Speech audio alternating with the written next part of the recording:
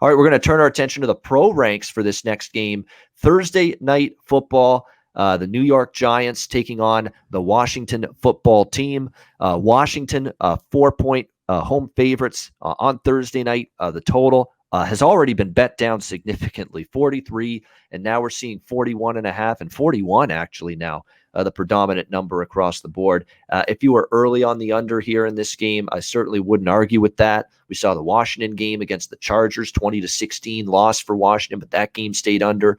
The Giants, of course, losing 27-13 to Denver. That game stayed under. And you've got question marks offensively with both teams going into this game. From the Washington side of things, yes, Ryan Fitzpatrick, hip injury, left the game in the second quarter yesterday against the Chargers in that loss. Taylor Heineke had to finish the game.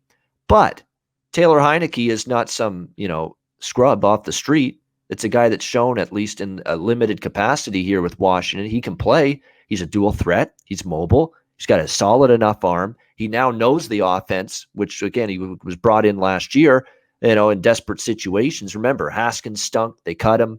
Kyle Allen got hurt. Alex Smith came back from that debilitating injury, and all credit in the world for him coming back, but he just couldn't play at the NFL level anymore effectively. That's why he retired. That's why he's on ESPN now. But the bottom line is, Taylor Heineke played last year for Washington a little bit, and in the playoff game against Tampa Bay, he played very well. I don't think you could have asked for more out of Taylor Heineke than the way he played against the Bucs in that NFC wildcard game last year. And especially considering the situation, he was not going to be the starter, and all of a sudden he was early in the week going into that Tampa playoff game, and he made a great account of himself in that game, I thought. So now he's going to get a couple of practices. It is a short week. He'll get 1 or 2 practices in, be ready to go. He knows the offense now.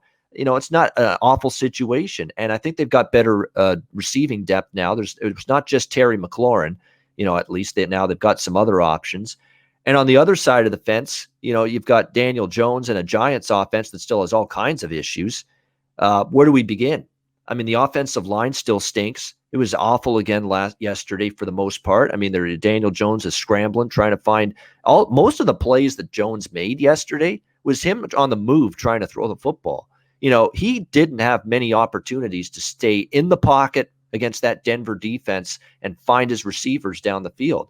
Most of it was just broken plays and his scrambling ability and finding an open receiver when he can't cover a receiver forever. But the offensive line is still a major issue for the Giants.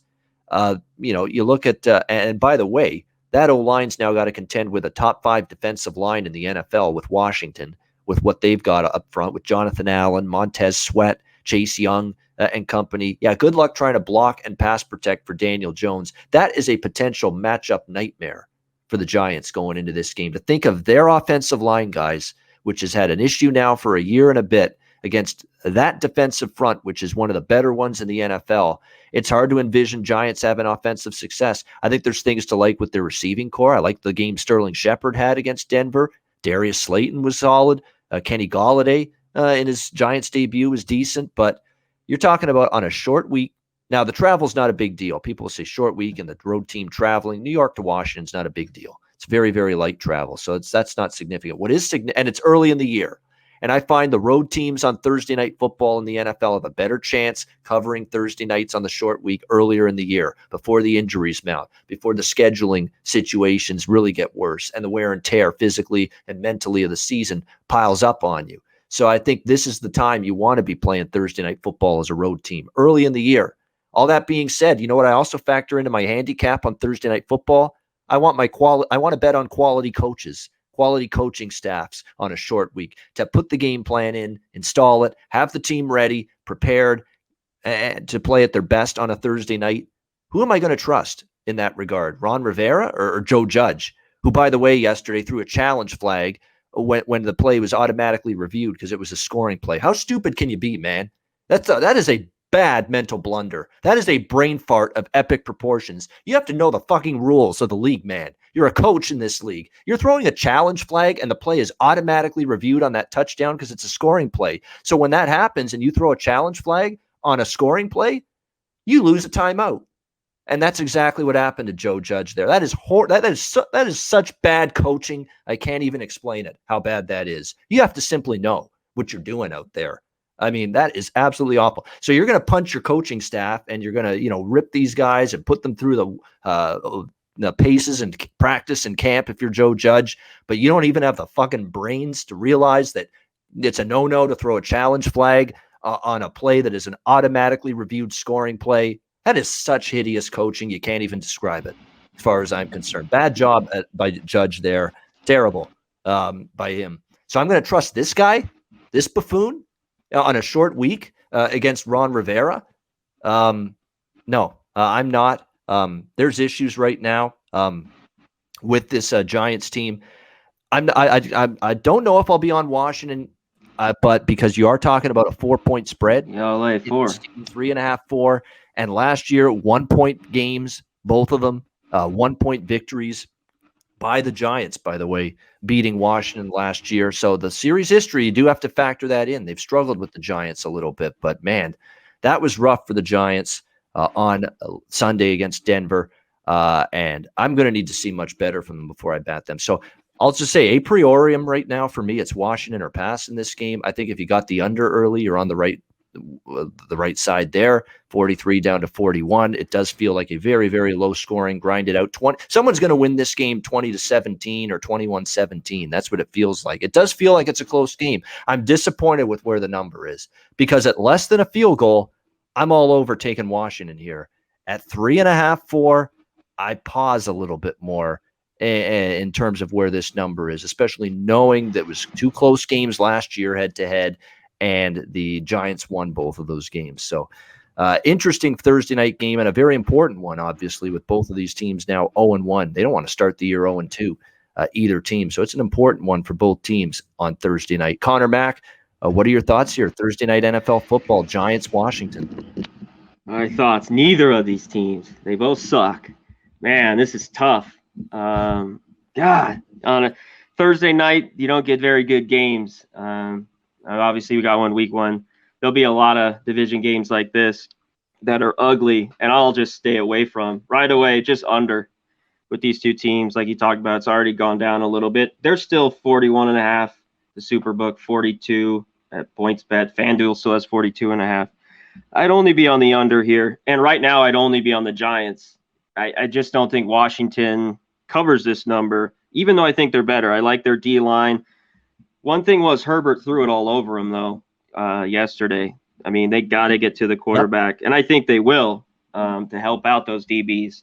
And the other side, the Giants, just, Daniel Jones, he was okay. I mean, he threw for 267 and a TD, fumbled. He's always had problems fumbling it. And how about Barkley? Nothing. 10 for 26, and he's got to come back 4 days later.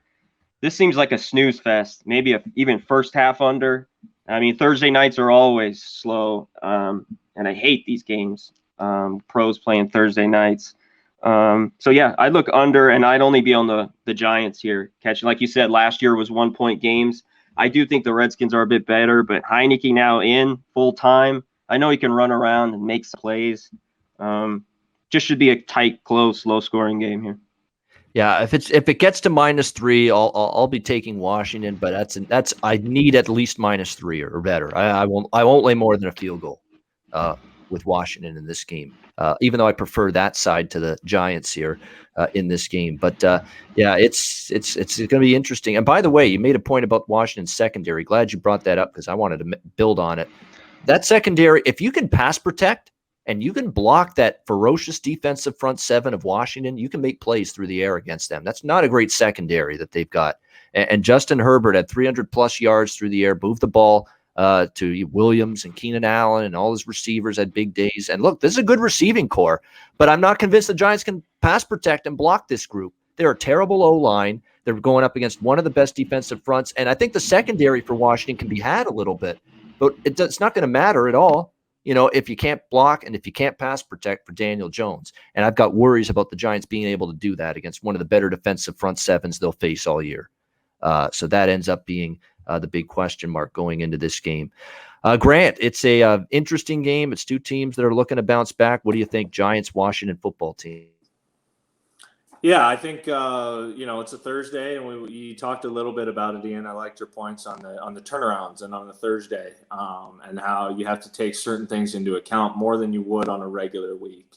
Coaching, health, D line, O line, trenches, those kind of things are important. Now it is week one, so guys shouldn't be as beat up as usual throughout the season. But Connor mentioned Barkley.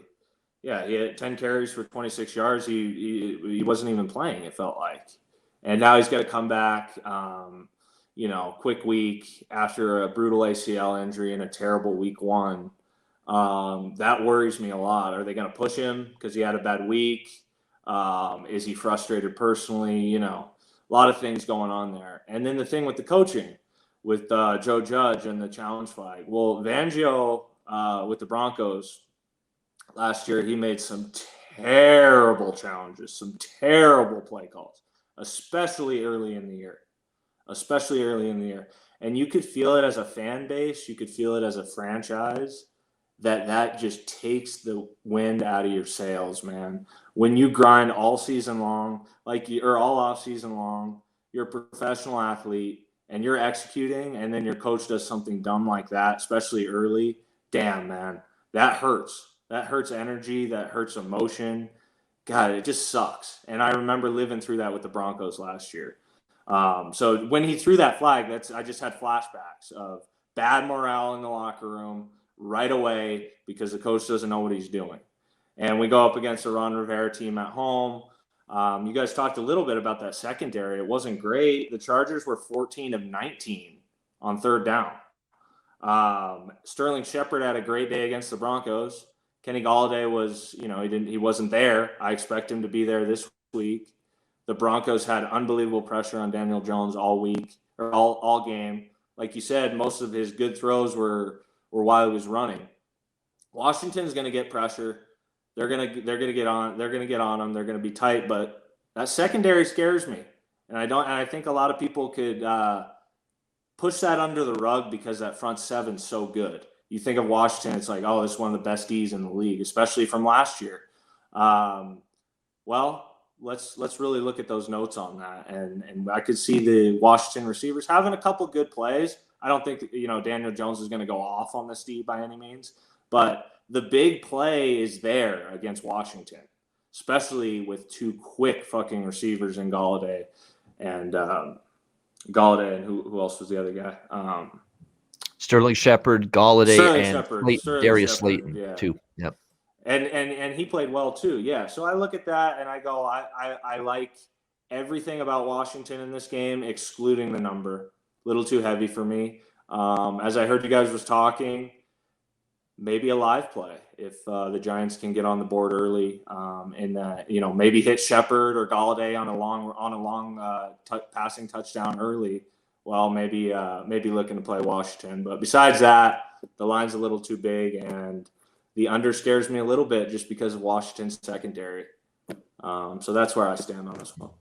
All right, good. Yeah, and that's the thing with the 41 now. It's a low number. If they can at least pass protect at all at any point, like for Jones, there will be some plays to be made through the air with a solid enough receiving core, and the secondary for the WFT, the Washington football team, still a little bit iffy and spotty. So that's going to be critical for the Giants to at least try to get some pass protection for Daniel Jones against that Washington defensive front.